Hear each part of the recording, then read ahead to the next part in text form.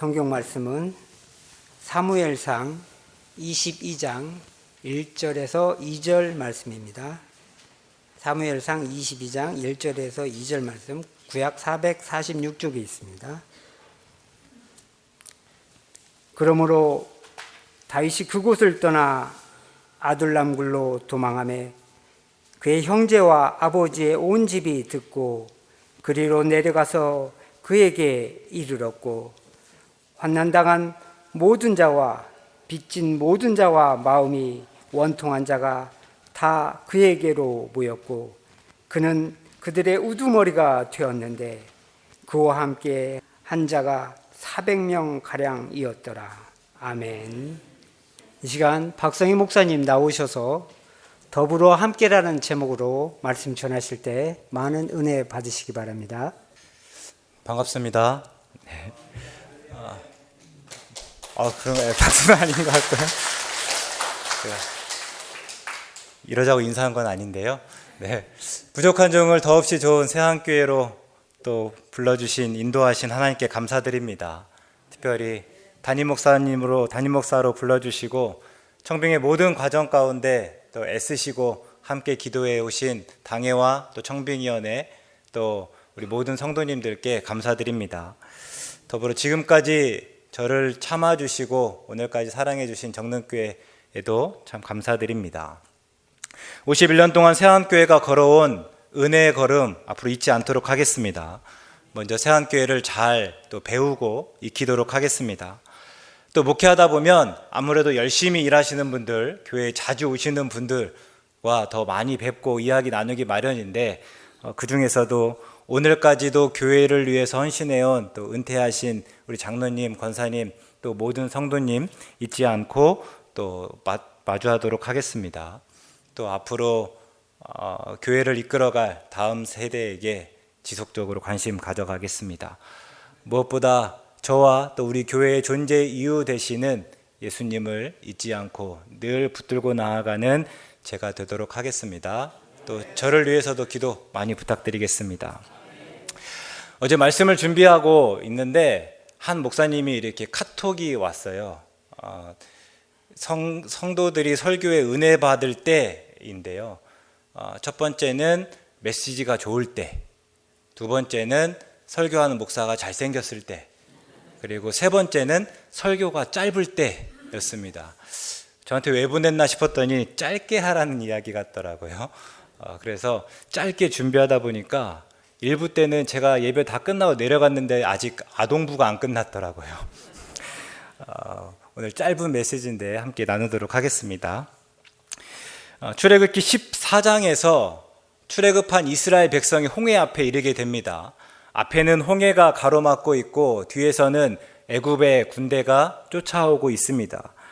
사람들이 다 두려워와서 하나님께 부르짖을 때에 하나님께서 이렇게 말씀하셨습니다.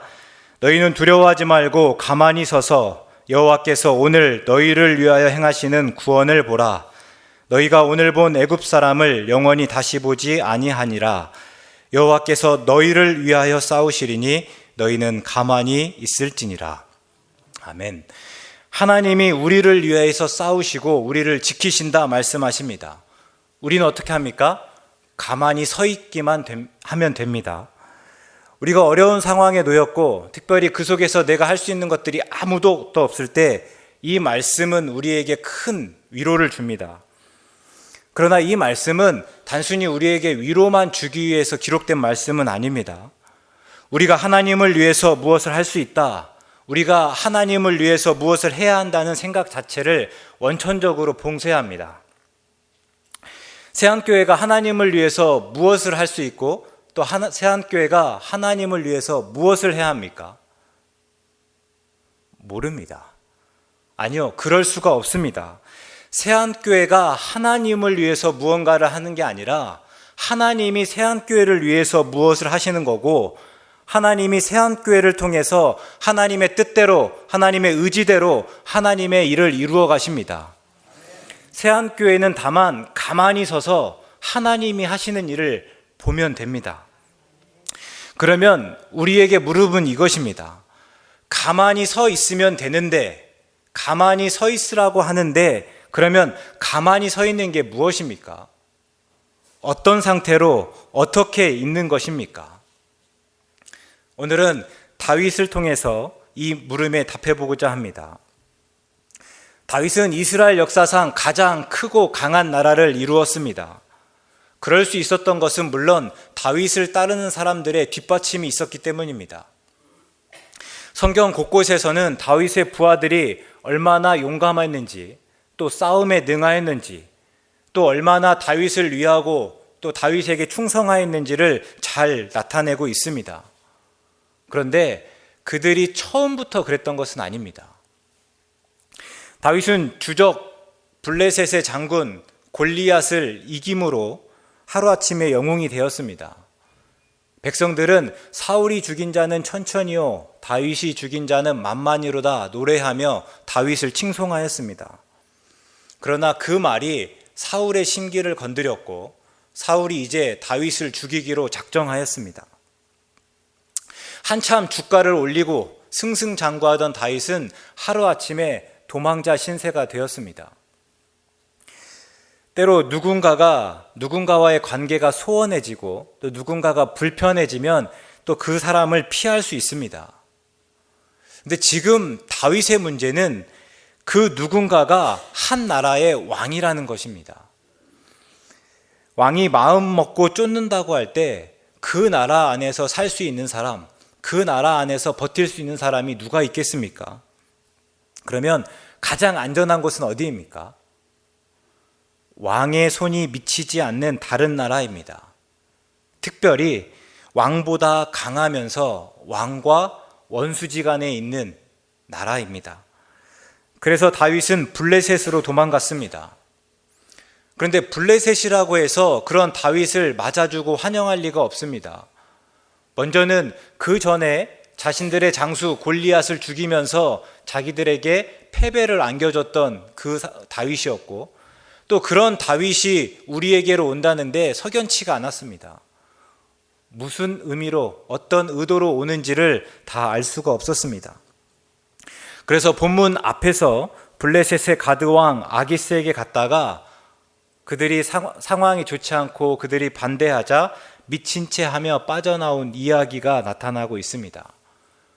이제 다윗은 더 이상 오갈 데가 없게 되었습니다. 그때 다윗이 자리를 잡은 곳이 광야의 아둘람 굴입니다. 더 이상 내려갈 데 없는 가장 밑바닥입니다. 그런데 그때 다윗에게로 온 사람들이 있습니다. 먼저는 그의 형제와 아버지의 온 집입니다. 우리가 이렇게 읽으면 역시 가족밖에 없구나 라고 생각할 수 있지만 성경을 보면 그렇진 않습니다. 다윗의 가족들은 다윗을 썩 좋아하지 않았습니다. 사무엘상 16장에 보면 사무엘이 이제 왕으로 기름을 부으러 다윗의 집으로 갑니다. 그리고 다윗의 아버지 이새를 불러 당신의 아들들을 다 데려오십시오 말합니다. 그때 아버지 이새가 아들들을 불러오는데 그 가운데 다윗은 없습니다. 큰형인 엘리압부터 시작해서 7 아들을 그 앞에 보입니다. 그런데 그 중에 하나님께서 왕으로 택하신 자가 없습니다. 보통 그러면 어떻게 합니까? 보통의 아버지라면 아직 막내가 남아있으니 잠깐만 기다려 주십시오. 그러면 제가 얼른 가서 막내를 데려오겠습니다.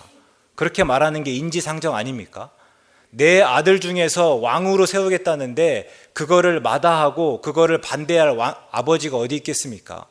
어떻게든 그 기회를 잡아야 된다고 생각했는데 그런데 다윗의 아버지 이새는 그렇게 하지 않습니다. 오히려 이렇게 말합니다.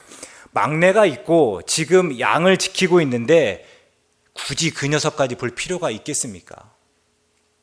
이게 이새의 반응이었습니다. 오히려 사무엘이 다른 아들이 있냐고 물어보는데도 그렇게 말하는 게 아버지였습니다. 그럼 그의 형들은 어땠습니까? 아버지와 크게 다를 바가 없습니다. 17장을 보면 이스라엘이 블레셋과 싸울 때 그때 다윗이 아버지의 심부름으로 전쟁터에 나가게 됩니다. 근데 만영 엘리압이 다윗에게 화를 내며 멸시합니다. 마치 다윗이 전쟁과 동네 싸움을 구별하지 못하는 미숙하고 어리숙한 자로 그렇게 여기면서 나무라는 것입니다. 이런 모습들을 볼 때 다윗의 형제와 아버지의 온 집에서 다윗을 어떻게 여겼는지를 가늠해 볼 수가 있습니다. 그럴 때 그의 형제와 아버지의 온 집은 다윗을 위해서 온 것이 아니라 오히려 다윗이 왕의 적이 되면서 혹시 우리에게까지 해코지를 하진 않을까, 그게 무서워서 염려돼서 어쩔 수 없이 온 듯합니다. 그의 형제와 아버지의 온 집 외에 또 다윗에게로 온 사람들이 있습니다. 성경에 보니 환난당한 모든 자, 빚진 모든 자, 마음이 원통한 자입니다. 그러니까 소위 세상에서 인정받지 못하고 오히려 보잘것없고 비난받기 일쑤이고 또 상처가 많은 사람들입니다. 다윗의 가능성을 보고 의기투합해서 함께 큰 일을 하려고 모인 게 아닙니다. 우리 함께 좋은 나라 만들어 봅시다, 그렇게 해서 모인 것이 아니라 더 이상 갈 데가 없어서, 더 이상 피할 데가 없어서 또 어쩔 수 없이 모인 사람들입니다. 이제는 그렇게 어쩔 수 없이 모인 400여 명의 사람들이 함께 어울려 살게 되었고 다윗은 그 400명의 우두머리가 되었습니다. 아둘람 굴에서 모였으니 아둘람 공동체라고 한번 해보겠습니다. 근데 가만히 생각해 보면 아둘람 공동체는 참 답이 없어 보입니다. 아무것도 없는 광야입니다. 그러면 소위 잘나고 똑똑한 사람들, 혹은 가진 게 많은 사람들, 뭐든지 만들 수 있는 기술 있는 사람들, 또 넉넉한 마음으로 모두를 품어주고 그들을 토닥이며 함께 위로하고 격려할 수 있는 사람들이면 얼마나 좋겠습니까? 그런데 정반대의 사람들입니다. 서로 경계하고 또 상처받을까 두려워하고 불만과 불평으로 가득한 사람들, 그런 사람들이 모였습니다. 어쩌면 다윗의 형제와 아버지의 온 집은 여전히 다윗을 무능력한 막내로 여기면서 무시했을지도 모르겠습니다. 그래서 다윗이 어떤 일을 하려고 하면 사사건건 반대하며 또 충고하려고 하였을 것입니다. 다른 사람들은 서로에게 마음 문을 열지 못한 채 서로 의심하고 또 비난하고 서로를 탓하며, 그러다가 때때로 자기의 상처가 건드려져서 마음이 상해하고 더 나아가 서로에게 소리를 지르며 주먹단집하고 싸웠을 것입니다. 이런 모습이었을 것 같다면 그럼 이 공동체가 어떻게 되었겠습니까? 풍비박산 되었겠습니까? 그렇지 않습니다. 이게 가능할까 싶을 만큼 잘 되었습니다. 우선 다윗은 형제와 아버지의 온 집 사람들과의 관계를 회복하였습니다. 다윗은 그들을 위하였고 또 그들은 다윗을 존중하였습니다. 그래서 성경에 보다 보면 그들이 다윗을 어떻게 도왔는지가 나타나고 있습니다.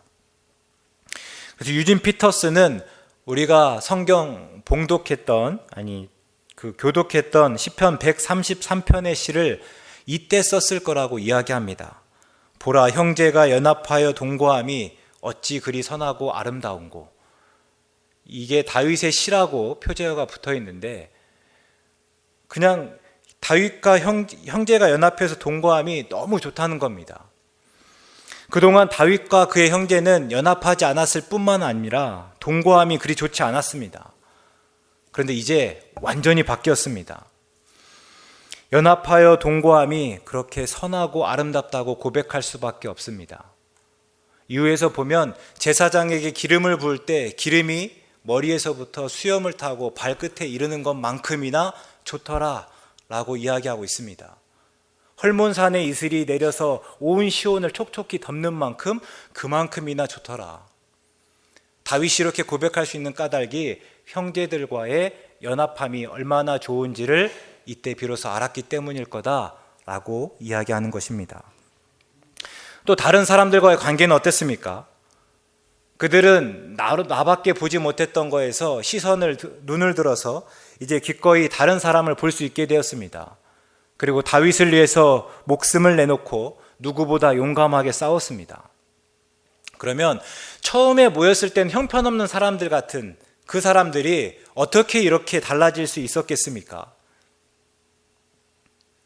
더불어 사는 법을 배워서입니다. 그들은 수년 동안 더불어 함께하면서 함께 먹을 것을 구해서 함께 먹었고 함께 예배하며 함께 싸웠습니다. 때때로 서로 부딪히고 서로 싸우지만 더 이상 갈데 없는 사람들이다 보니까 어떻게든 그 안에서 서로 풀었습니다. 제가 신혼 때 아내와 싸우다 보면, 그러니까 신혼 때입니다. 지금이 아니라 신혼 때 누구든지 자리를 박차고 나가기 마련이었습니다. 근데 둘 다 마땅히 갈 데가 없었습니다. 그래서 당장 나가지만 다시 조금 있으면 들어와서 마주하고 또 이야기를 시작했습니다. 그러면서 내가 왜 화가 났는지, 또 그럴 수밖에 없었던 이유가 무엇인지, 또 왜 어떤 내게 상처가 있고 어떤 사연들이 있는지를 늘어놓았습니다. 그러고 나니 서로의 상처를 치유해 줄 수는 없지만 서로를 이해하고 또 그대로 받아들일 수 있었습니다. 다음 날이라고 완전히 달라지지 않습니다. 다음 날 똑같은 일로 또 부딪힐 때가 있습니다. 그런데 왜 상대를 조금 알다 보니, 왜 화가 나고 그럴 수밖에 없는지를 이해하다 보니 더 이상 싸움으로 나가지는 않았습니다. 그냥 그대로를 받아들이고 더 나아가서는 이제 이렇게 다르다는 것들을 알고 서로 존중할 수 있지 않았던가 생각해 봅니다. 마찬가지입니다. 아둘람 공동체는 그 안에서 수없이 시행착오를 하면서 그 안에서 서로 이해하고 받아들였을 겁니다. 때로는 밤을 새워가면서 자기의 아픔과 서러움 등을 이야기했을 것입니다. 그러면서 닫혔던 문이 조금씩 열리고 친구가 되고 가족이 되다 보니 이젠 서로를 위해서 희생할 수 있게 되었습니다. 이후로 아둘람 공동체는 다윗을 온 이스라엘의 왕으로 세우고 이스라엘을 어느 때보다 강한 나라로 만드는 역군이 되었습니다. 무엇보다 그들은 하나님이 그의 뜻과 계획을 이루시는 도구이자 수단, 또 통로가 되었습니다. 우리가 교회를 생각할 때 교회가 아둘람 공동체와 크게 다르지 않습니다. 우리는 흔히 교회를 천국으로 여깁니다. 그래서 세상에서 채워지지 않은 어떤 부분을 교회가 채워줄 것이라고 그렇게 생각하고 있습니다. 그래서 교회에 가면 모든 사람이 서로 사랑하고 또 친절하고 서로 돕고 서로 보듬어주고 위로하고 격려하고 모든 일을 은혜 가운데 처리하고 최고의 의사결정을 할 거라고 기대합니다. 그런데 실제로는 어떻습니까? 항상 그렇지는 않습니다. 대체로 그런데 종종 그러지 않을 때가 있습니다. 오히려 서로 수군대고 또 비방하고 교만하고 그래서 부딪히고 상처를 주고 또 상처를 받습니다. 세상의 기준에 따라 서로를 판단하면서 남보다 나를 높게 여기고 그러다 보니까 서로 다툴 때도 있습니다. 또 하나님을 믿는다고 하지만 서로 신뢰하는 데는 서툰 모습도 보이기도 합니다. 기대했던 것만큼 실망이 크고 그래서 때때로 교회를 떠나기까지 합니다. 왜 이런 일이 생깁니까? 모인 우리가 다 죄인이기 때문입니다. 교회에 모인 사람들이 다 처음에 다윗의 가족과 같고 특히 환난당한 자, 빚진 자, 마음이 원통한 자이기 때문입니다. 그런 사람들이 모였으니 왜 문제가 없겠습니까? 찰스 스펄전 목사님이 목회하시는 교회에 한 청년이 찾아왔습니다. 그리고 목사님을 찾아와서 자기의 생각들을 다 이야기합니다. 목사님, 저는 이 교회가 문제가 너무 많아서 도저히 다닐 수가 없습니다. 저는 정말 제가 이상적이고 문제가 없는 완전한 교회에 다니고 싶은데 그런 교회가 있으면 추천해 주시면 좋겠습니다. 저는 정말 그런 교회에서 신앙생활하고 싶습니다. 그때 스펄전 목사님 이렇게 이야기했다고 합니다. 이복의 청년, 만약에 자네가 그런 교회를 찾는다면 내게도 꼭 소개해주면 좋겠습니다. 나도 그 교회에 가보고 싶습니다. 그러나 자네는 그 교회에 가지 않았으면 좋겠습니다. 왜냐하면 자네가 그 교회의 교인이 되는 순간부터 그 교회는 더 이상 완전하지 않기 때문입니다. 죄인이 모였으니 문제가 있을 수밖에 없습니다. 우리가 문제라고 말하는 게 실은 문제가 아니라 가장 자연스럽고 당연한 것입니다. 그래서 실망하고 떠나는 것은 절대 답이 될 수 없습니다. 어딜 가든 완전한 교회는 없으며 설령 있다고 하더라도 내가 그 교회에 가는 순간 그 완전함은 깨지기 마련입니다. 그러면 우리가 할 일은 무엇입니까? 아둘람 공동체가 그랬듯이 함께 먹고 또 함께 기도하고 함께 싸우며 그저 살아가는 것입니다. 서로 이해하고 존중하며 감싸고 서로를 그대로 받아들이는 것입니다. 더불어 함께 사는 법을 배우고 더불어 사는 공동체로 그냥 존재하는 것입니다. 그리고 그게 앞에서 물은 가만히 있는다, 가만히 선다는 의미입니다. 오늘이 제 취임 예배인데 어떤 목회계직을 가지고 또 무엇에 힘을 쏟겠냐고 물으면 더불어 함께하는 교회라고 말하고 싶습니다. 물론 예배, 교육, 교제, 봉사, 선교 뭐 하나 중요하지 않은 게 없습니다. 그러나 바울이 말했듯이 아무리 사람의 방언과 천사의 말을 한다고 해야 우리가 더불어 함께하지 않으면 하나 되지 않으면 서로 사랑하지 않으면 소리나는 구리와 울리는 꽹과리에 불과합니다. 우리가 더불어 함께할 때 예배가 온전해집니다. 예배는 공동체적 경험입니다. 하나님과 나와의 문제만이 아니라 내 옆에 있는 사람들과의 문제이기도 합니다. 하나님을 의식하는 일이자 내 옆에 있는 집사님의 땀냄새를 맡고 그 집사님의 삶을 이해하는 것입니다. 내 앞에 있는 권사님의 기도를 듣고 그 기도 제목으로 함께 기도하는 것, 그것이 예배입니다. 또 우리가 서로 사랑하는 게 교육입니다. 오늘이 어린이 주일인데 하나님의 사랑을 어떻게 가르치고 있습니까? 또 어떻게 가르쳐야 합니까? 하나님이 세상을 이처럼 사랑하셔서 예수님을 내어주셨고 예수님이 우리 죄를 위해서 십자가에 달려 죽으심으로 우리를 구원하여 주셨다. 이게 하나님의 사랑이다. 이 말씀을 말하고 외우게 하면 됩니까?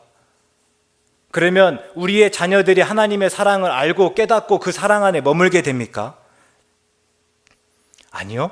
그보다는 부모님과 선생님이 하나님의 사랑을 직접 보여줄 때입니다. 아이들에게 관심을 보여주고 아이들이 좋아하는 거에 들여다보고 아이들이 좋아하는 가수의 이름을 나도 같이 외우고 거기에 맞춰주는 모습들을 보이는 것이 차라리 그 사랑을 보여줄 수 있습니다. 또 다른 친구들과 관계 안에서 또 그 모습들을 확인해 갈 수 있습니다. 그래서 하나님의 사랑을 다 알지 못하지만 하나님의 사랑이 이런 거구나. 우리가 선생님이 나를 환영해주고 나를 꼭 안아줄 때 좋은 것처럼 하나님이 나를 사랑한다는 게 이렇게 좋은 거구나. 우리 친구들과 함께 할 때 이렇게 기쁘고 좋은 것처럼 사랑받는 거는 참 기분 좋은 경험이구나 라는 것을 깨닫게 되는 겁니다. 제가 어려서 들었던 설교가 잘 기억나지 않습니다. 그런데 가만히 생각해 보면 그때 교회에 갔을 때 저를 맞아주셨던 권사님들, 저를 예뻐해 주셨던 선생님들, 그냥 오가면서 토닥여줬던 형들, 누나들, 동생들 함께 어울렸던 기억들은 너무나 잘 나고 때때로 그때의 그 경험이 오늘 다시 하나님을 찾게 하는 힘이 되기도 합니다. 교제는 어떻습니까? 교제는 내 편을 확인하는 일입니다. 세상에서 하나님을 믿고 하나님의 뜻대로 하나님의 방법대로 살다 보니까 저만 다른 것 같아요. 세상과 다른 것 같고 그래서 또 이상한 사람 취급을 받을 때도 있습니다. 그런데 교회에 와서 교제를 하다 보니까 나만 그렇게 살아가는 것이 아니라 내 옆에 있는 사람들도 그렇게 살아갑니다. 그게 이상한 게 아니라 그게 맞는 거고 내가 잘못하고 있는 게 아니라 오히려 잘하는 것입니다. 그것들을 확인하고 위로받는 게 교제입니다. 또 다른 사람의 삶을 보면서 믿는 사람이 이렇게 살아야 되는구나 다시 한번 도전받습니다. 그게 또 교제입니다. 그래서 교제는 내가 기꺼이 솔직하게 나를 있는 그대로 보여야 하고 또 상대를 그대로 이해하고 존중할 수 있어야 합니다. 그때 가능합니다. 봉사는요, 우리가 측은지심 없이 그러니까 상대의 아픔으로 함께 아파하지 못하면서 내놓는 무언가가 얼마나 그 사람에게 힘이 될 거라고 생각합니까?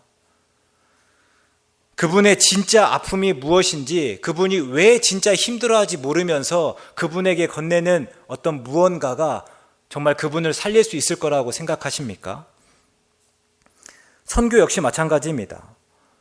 선교가 결국 하나님의 사랑을 흘려보내는 것이라고 할 때 우리가 먼저 사랑하는 법을 배우고 연습해야 하지 않겠습니까? 그래야 온전한 선교가 이루어지지 않겠습니까? 그래서 우리가 더불어 함께 해야 합니다.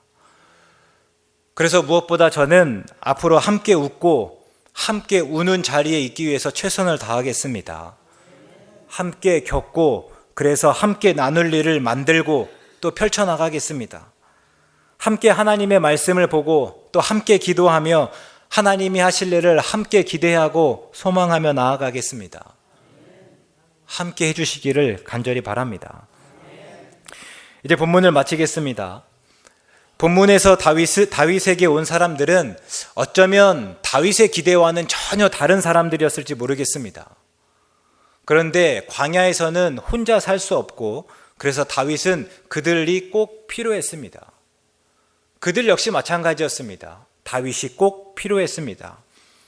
그래서 그들은 더불어 함께 살아가기 시작했고 그래서 온전한 공동체를 이루었을 때에 하나님은 그 공동체를 통해서 나라를 세우시고 하나님의 일을 행하셨습니다.